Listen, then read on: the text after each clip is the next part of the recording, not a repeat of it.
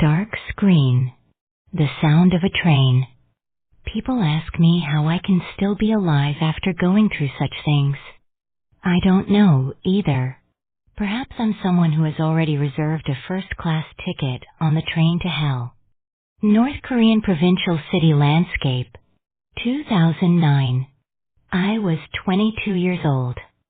Factory, home, daily scenes. Every morning at 6, the factory siren blared. I worked 12-hour shifts at a state-owned textile factory. My fingertips were always cracked and bleeding. Lunch was a single bowl of corn porridge. 4 of us lived in a room smaller than 10 pyong. My father couldn't work because of tuberculosis. My mother sold corn at the market. My little brother was 14. For dinner, we shared a single bowl of corn rice. This was my entire life. I believed it would be this way tomorrow, the day after, and for my entire life. Spring 2010. April 2010. An inspection team came from Pyongyang. One of them was Eunyeong. Early 30s, neat suit, Pyongyang accent. He seemed like someone from a different world than ours. When the inspection team passed my workstation, our eyes met briefly. I didn't know then that this short moment would completely change my life. A week later, on my way home from work, he approached me. He asked my name. I told him I was Eunyeong. He said his name was Junhyuk and asked if he could see me again. Seasons changing. We met for 30 minutes every evening. After 3 months, he extended his business trip.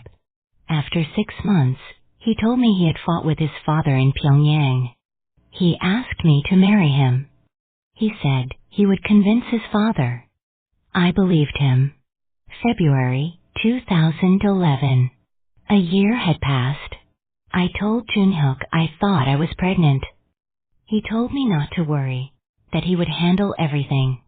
I stroked my belly. Back then, I still believed that love could overcome everything. How naive I was. Hospital waiting room. 3 months pregnant.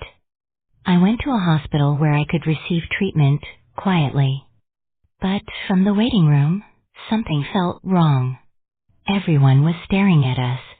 In the examination room, the doctor confirmed I was 13 weeks pregnant. At that moment, the door opened. 3 security officers entered. They said Junhyuk's father had sent them. In that moment, I knew everything was over. The screen darkens. End of Part 1. Security Office Interrogation Room. For 3 days starting that night, they interrogated me. They asked how someone like me dared to seduce the son of a party official. Interrogation. Threats. Persuasion. They told me to get an abortion and go home quietly. They said if I did, they would protect my family and my job. I refused. I said I would keep the baby. The sound of a fist hitting the desk echoed. They shouted that I could be charged with anti-party, anti-revolutionary acts. They said my entire family could be sent to a mountain mine.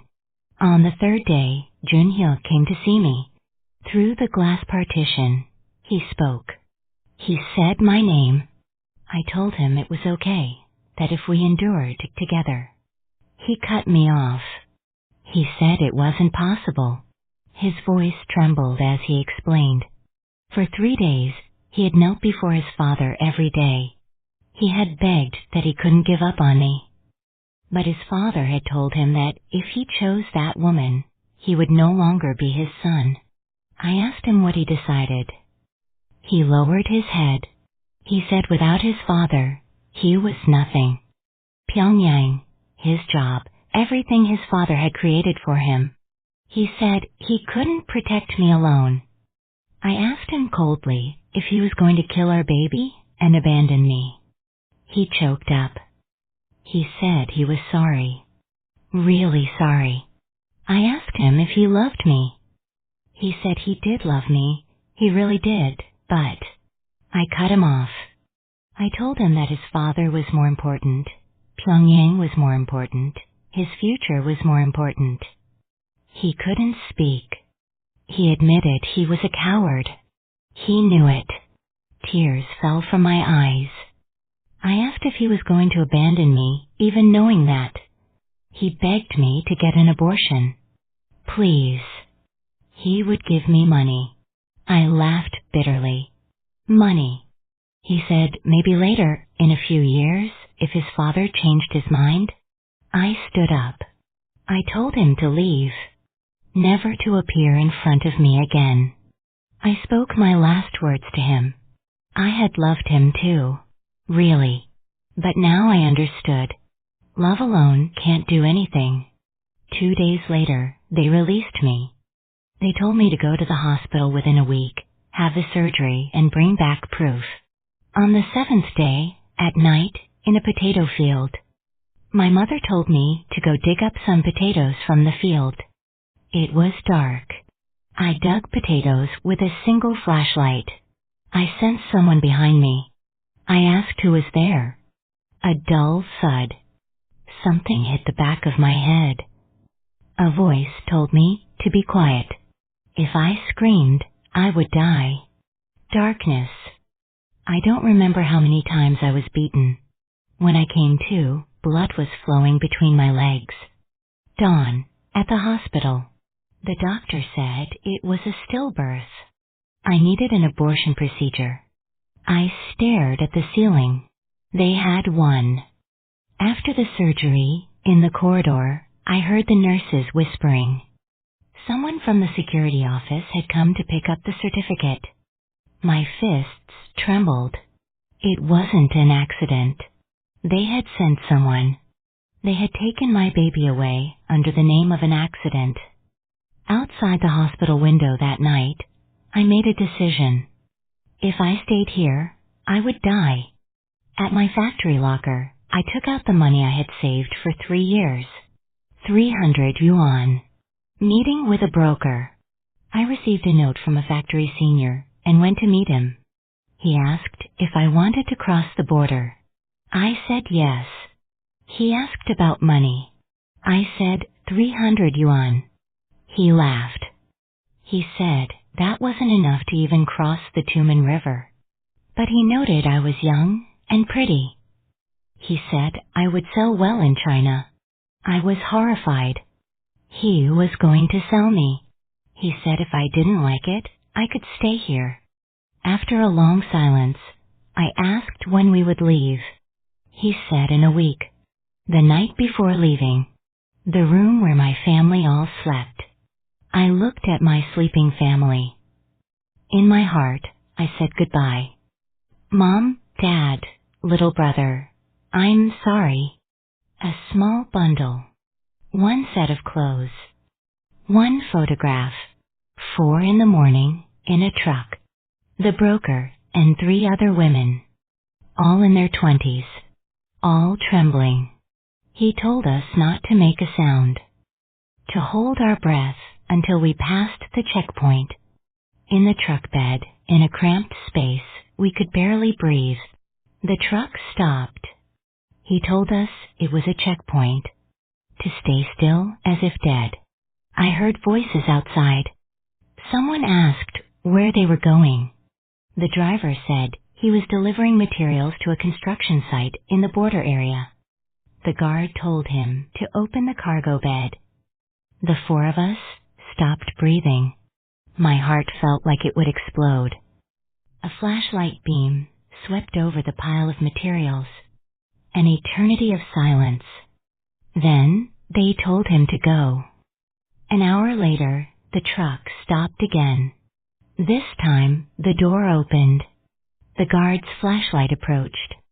We were crouched behind a pile of materials. 1 step. 2 steps. The broker's voice called out. Footsteps went outside. Low voices. The sound of money changing hands. The broker said to take this much. The guard said they still had 3 more checkpoints to pass. The broker said he would pass it on to the people at the next checkpoints too. A long silence. Then agreement. The door closed. 2 days later, at a border village, the broker told us to rest here for a day. Tomorrow night, we would cross the river. An old warehouse. I sat on the warehouse floor. Through the window, I could see the river. The Tumen River. The broker came in. He said tomorrow night at 11. No moon, which was good. But we had to be careful. He explained that the border guard shift change was at 11:30. We had to cross in those 30 minutes. The water depth was up to the waist. But we absolutely could not cross standing up. We had to crawl on our bellies, only keeping our heads above water. He asked if we understood. All 4 of us nodded. 11 at night, at the riverbank. A pitch-black night with no moon. He said now. Quickly. The 4 of us entered the water. The water was ice cold. It was April, but still felt like winter. I crawled on my belly, on my knees, hands gripping the riverbed, only my head above water. Slowly, quietly, water went up my nose. A whistle sounded in the distance. The woman ahead of me made a sound. The broker hissed at her to be quiet. Patrol. I saw lights. He told us to get down completely.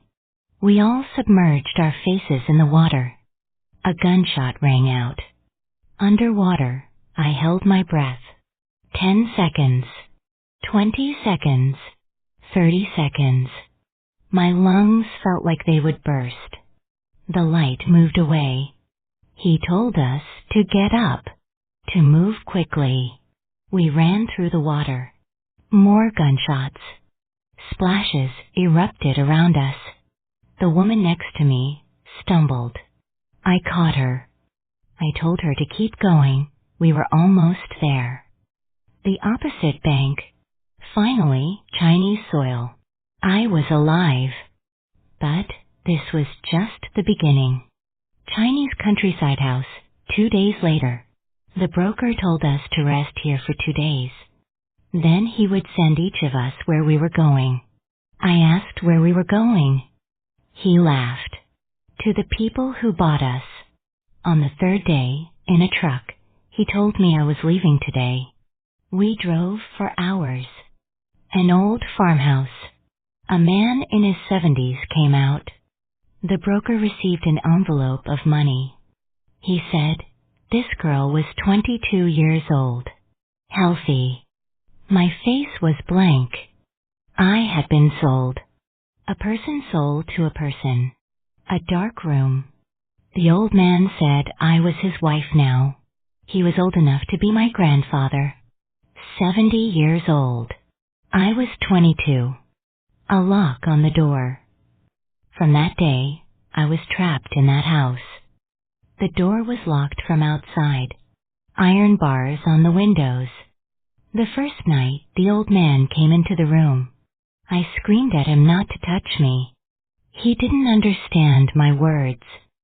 I pounded on the door, begging to be let out. The sound of a fist hitting flesh. The old man hit me. I collapsed on the floor. That first night, I lost. A week later, I resisted for a week. Screaming, crying, biting. But they didn't give me food. Only water. On the 5th day, I fainted. At the hospital, the old man took me to the village hospital. Then back home. The old man gave me food. 1 egg. 1 bowl of soup. He stroked my head. Like petting a dog. That night, I stopped resisting. 1 month later, I worked from dawn till night every day. Fields, cleaning, laundry, cooking. At night, I waited for the old man. If I complied, I ate. If I refused, I starved. 3 months later, I was no longer human. In the mirror one day, I saw myself. 22 years old. But I looked 40. I broke the mirror. I was beaten again. It didn't matter.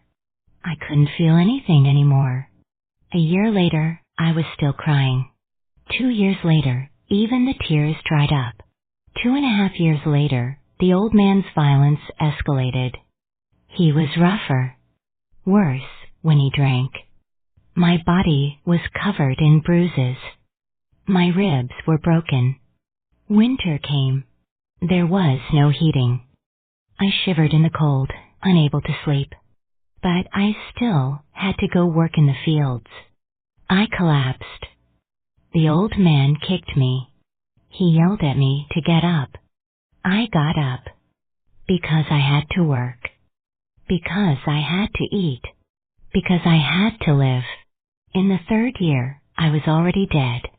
Just a moving corpse. Early spring 2014. That year was a bad harvest year. The old man was angry. He said there was no money. He drank every day. The violence got worse. One day, he told me to go to the village and earn money. I asked what he meant. He said money. Even if I had to sell my body. At the village entrance, it was the first time.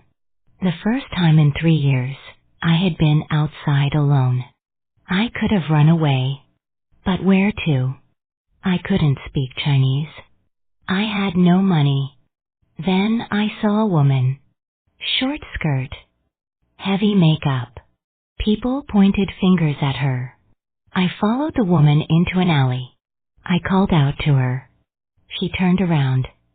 I spoke to her in Korean. I asked if she was the person who helped me in the market last winter. She remembered. She said it was the first time anyone had treated her like a human. Misen's room. She asked my name. I said Eunyeong. She said her name was Misen. 3 years? How? I told her I was sold. Misen took out money. She told me I had to escape. That she would help me. I protested that it was her money. She said she had originally saved it to go to Korea. But I should go first. She gave me money and a note. The broker's contact information. She said it would be enough money. I asked about her. She smiled sadly. She said she was already used to this life. At the alley entrance that night, I said goodbye to Misen. I told her to come to Korea. That I would wait for her. She said she would come soon. We embraced. She told me to survive. I told her the same. Her figure walking away. That was the last time. The screen darkens. End of Part 3. June 2014. China. The money Misen gave me. The last hope clutched in my hand. I met the broker. I asked if I could get to Korea. He said I had to be prepared. That I might die. I said it was okay. I had already died once. We traveled south, across China. Train, bus, taxi. We drove for days. On the train, I was with 4 other North Korean defectors. All women. All around my age. I sat looking out the window. Then I heard someone say they were checking IDs. Police. My whole body froze. Fake ID. If caught, repatriation. Back to North Korea. This time, I would really die. The policeman approached. 1 row. 2 rows. The seat in front of me. I couldn't breathe. It was my turn. My hands trembled. I took out my ID. The policeman took it. He looked. At me. At the ID. At me again. He said the photo looked different. My heart stopped. I said I cut my hair. My voice trembled. The policeman kept staring. 5 seconds. 10 seconds. An eternity. He took out his radio. It was over. Completely over. He said, "Wait a moment." He brought the radio to his mouth. At that moment, the old woman in the next seat coughed severely. The policeman looked at her. He asked if she was okay. In that gap, I forced tears. Real tears came out. The policeman looked at me again. At me, crying. He said, "Go." He returned my ID. Moved to the next person. At that moment, I almost wet myself. Vietnam border. We got off the bus. The broker said, "From here, we walk." Police everywhere. We hid between buildings. It was dark. 5 of us crouched. Waiting. 1 hour. 2 hours. The broker kept shaking his head. Not yet. Too many police. The 3rd hour, my leg cramped up. I almost made a sound. I covered my mouth. Then police came. Flashlight beam. Toward where we were hiding. Getting closer. The broker raised his hand. He mouthed that we must not move. 2 policemen. Walking, smoking cigarettes. 3 meters. 2 meters. 1 meter. They stood right next to us. Cigarette smoke drifted over. They flicked their ashes. Hot ash fell on my head. But I couldn't move. I wanted to cough. I held it in. Tears came out. The police talked about how many North Korean defectors were being caught these days. They said they caught 6 yesterday. That the reward money was good. They laughed. They kept standing there. 5 minutes. An eternal 5 minutes. A radio crackled. They were told to check Sector 3. They acknowledged and walked away. When they were completely gone, the broker whispered, "Now." We stood up. My legs had no strength. Cramped legs. But I had to run. He said, "Run." We ran. 10 meters. 20 meters. A whistle blew behind us. Someone shouted to stop. Footsteps. Running toward us. We ran faster. My legs felt like they would tear. I couldn't breathe. Someone yelled they would shoot. No gunshot sounded. But I kept running. The borderline. Barbed wire fence. The broker tore a hole. He said quickly. One by one, we crawled through. My turn. I crawled. My clothes caught on the barbed wire. It tore. My flesh tore too. But I kept crawling. A flashlight beam hit me. Someone yelled they caught me. Footsteps running toward me. With my last strength, I crawled. I made it across. Vietnam. The police stood at the fence. They didn't cross over. They cursed at me. But I was alive. Laos border. I saw mountains. I asked if we had to cross that. The broker said 10 hours. We had to hurry. Laotian soldiers patrol. Rain started. Heavy rain. We began climbing. 1 hour. Out of breath. 2 hours. Legs giving out. 3 hours. The woman ahead collapsed. She said she couldn't go on. She was crying. The broker yelled at her to get up. I helped her up.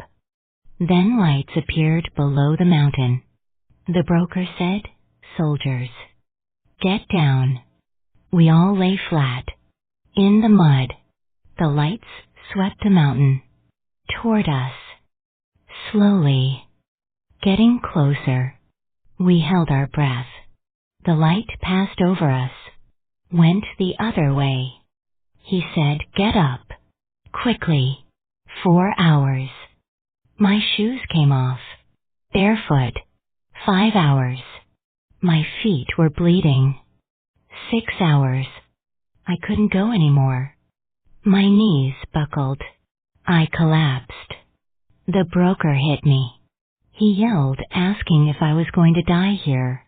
I got up. I don't know how I got up. 7 hours. I saw hallucinations. My mother. She told me to rest here. No. I had to keep walking. 8 hours. Lights again. Close this time. He said, get down. We got down. I heard voices. Laotian language. I didn't understand. But they were close. Too close. Footsteps walking toward us. 5 meters. 4 meters. 3 meters. The broker pulled out a knife. He was prepared to fight. 2 meters. The soldier stood in front of us. It was over. Completely. The soldier took out his radio. At that moment, thunder crashed. An enormous sound. The soldier was startled and turned around. In that gap, the broker gestured. Crawl. Don't make a sound. We crawled. Slowly. 10 meters. 20 meters. The soldier turned back around. To where we had been. No one there. He shined his flashlight. But we were already behind rocks. The soldier gave up and went down. The broker said, get up. Let's go quickly. 9 hours. I could see the summit. 10 hours. We made it over. I collapsed. 2 days later, Mekong River. I woke up. I couldn't see my feet. Swollen. Covered in scabs of blood. The broker pointed. That's the Mekong River. A small wooden boat. We got in. Middle of the night. No moon. We rowed. When we were halfway across, an engine sound. Patrol boat. Fast. Coming toward us. He said, get down. We lay flat on the bottom of the boat. The engine sound got closer. 50 meters. 30 meters. 10 meters. A light shined on our boat. Completely. It was over. The patrol boat stopped next to us. Waves hit. The boat rocked. Someone spoke in Laotian. The broker answered in Laotian. Laughter from the patrol boat. They exchanged something. The patrol boat left. Moved away. The broker said, get up. He sighed. He said they took his money. Robbed everything. But we were alive. We kept rowing. Thai soil. I stepped on it. My knees buckled. I kissed the ground. I was alive. Really alive. Police station. I said in broken words that we were from North Korea. That we wanted to go to Korea. The police nodded. Flight to Korea. June 15, 2014. I arrived in Korea. The screen brightens. First Seoul Street. I left Hanawon and settled in Seoul. A Goshiwon room. 3 Pyong. But it was my room. There was no lock on the door. No iron bars on the window. Supermarket. The first time I went to a supermarket, there was food overflowing. Fruit, vegetables, meat, fish. I looked at an apple. A red, large apple. In North Korea, only officials ate such things. Here, anyone could buy it. I held it in my hand. I cried. In the middle of the supermarket. I must have looked like a crazy person. But I couldn't stop. Cafe part-time job. My first job was working at a cafe. The manager taught me with a smile what an Americano was. Coffee types. To learn, one by one. 6 months later, I had memorized all the menu items. Espresso, Americano, Caffè Latte, Cappuccino. The day I received my first paycheck, I held 1.2 million won in my hand and cried. In North Korea, even saving for a year, I couldn't have saved this much. The manager told me I did well. She asked if I wanted to become a regular employee starting next month. She said I was diligent and had a good attitude about learning. 2 years later, I got a barista certificate. It had my name written on it. As a citizen of the Republic of Korea. At night, I attended academy classes, preparing for the equivalency exam. Middle school and high school curriculum. What I learned in North Korea was useless. Here, I learned math, English, science. A year later, I passed. High school diploma. I graduated high school at age 30. Late, but I was happy. The best thing was the library. Free. Anyone could enter. Could read any book. Books that were banned in North Korea. 1984. Animal Farm, Guns, Germs, and Steel. Books that would send you to a political prison camp if you read them. Here, they were just books. I read. All night long. When I was sick, I went to the hospital. They asked if I had health insurance. I said yes. I received treatment. Without worrying about money. At the pharmacy, I bought medicine. Cold medicine, digestive medicine, painkillers. Things I couldn't get in North Korea.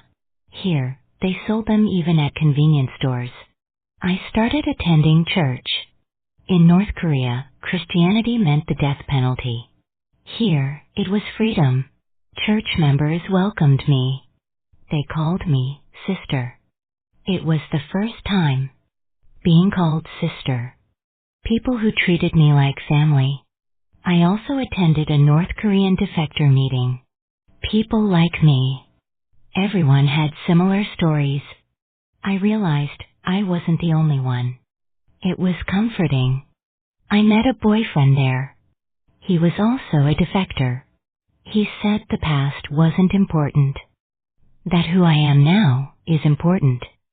For the first time, I felt loved again. 11 years have passed. Now I'm the assistant manager of a small cafe. I manage 3 employees. In North Korea, I couldn't have imagined such a thing. A woman, and one from a defector family. Customers come. They say my coffee tastes good today. I say thank you. I smile. This is my daily life. An ordinary daily life. After work, I buy beer at a convenience store. I go home and watch Netflix. I call my boyfriend. We talk about what to eat tomorrow. Samgyeopsal? Sounds good. Being able to have such conversations. Being able to choose. That's freedom. In North Korea, when rations came out, we ate them. There was no choice. Here, everything is a choice. But whenever I'm happy, they come to mind. Mother, father, little brother.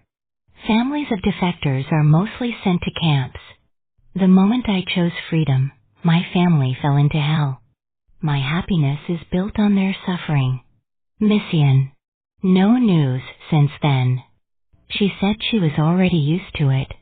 Those were words of someone who had given up. With her money, only I survived. What about Eunyeong? Is he married? Did he have children? Does he even remember me? And our child. The child who left my womb. The child I couldn't even name. I'm sorry. People ask me why I tell these stories. Whether it wouldn't be better to forget and live. I can't forget. Whenever I'm happy. Whenever I laugh. I abandoned my family. I'm someone who reserved a first-class ticket on the train to hell. But still, I live on. because the fact that I'm alive is itself testimony. The people left in North Korea, the women who were sold, the people who died at the border. I have to tell their stories, because if I die, those stories disappear too. And I learned, living 11 years in Korea, that people can start over, that the past doesn't determine the future, that you can choose, that you can live freely. I made a choice. I'm living carrying the price of that choice for my whole life. But I don't regret it, because this choice brought me here. I look at the sky. Mother, father, little brother. I'm sorry, but I wanted to live. Misen, thank you. Because of you, I'm here. My child. Mom is still alive. Still. Today too, I open the cafe door. Customers come. They order an Americano. I say, I'll make it right away. I make coffee. Steam rises. I hand it to the customer. I tell them to enjoy it. The customer smiles. I smile too. Through the cafe window, I see the Seoul street. People pass by. Freely. I want to ask you, who are watching this, what would you have done? Would you abandon your family and live? Or die together with your family? I chose to live. Whatever the price. Evening. I leave work. I have plans with my boyfriend. I take the subway. I read a book. I arrive home. I shower. I eat. I watch Netflix. Before sleeping, I lie in bed. Today too, I think about them. My family. Misen. My child. Tears come. But I sleep. Because I have to wake up tomorrow. Because I have to live tomorrow. Still, I have to live.